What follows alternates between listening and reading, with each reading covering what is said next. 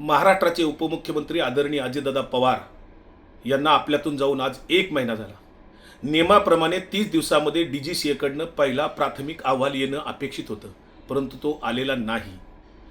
तपास यंत्रणांना अनेक पुरावे प्रसारमाध्यमांच्या माध्यमातून, पत्रव्यवहाराच्या माध्यमातून अनेक कागदपत्र आमदार रोहित पवार यांनी दिलेली आहेत।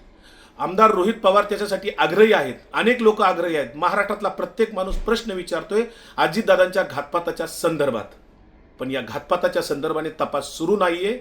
जो काही तपास केला जातोय किंवा चालू आहे तो आहे अपघाताच्या दिशेने चालू आहे, पण घातपाताच्या दिशेने गुन्हेगारीच्या दृष्टिकोनातून तपास सुरू नाही। इतके पुरावे देऊन सुद्धा जर अजितदादासारख्या इतक्या मोठ्या नेत्यालाच न्याय मिळणार नसेल, ज्या नेत्याने आयुष्यभर आपल्या लोकांना न्याय मिळवून देण्यासाठी काम केलं, लोकांसाठी आयुष्य घालवलं, त्या अजितदादांना न्याय मागावा लागतोय। साधा FIR सुद्धा दाखल करून घेतला जात नाही।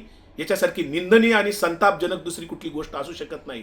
कायद्यात तरतूद असताना सुद्धा, घटनेने दिलेला अधिकार असताना सुद्धा जर FIRच दाखल होत नसेल आणि सरकार त्याचं स्पष्टीकरण देणार नसेल, तर जनतेलाच आता रस्त्यावर उतरण्याशिवाय पर्याय नाही।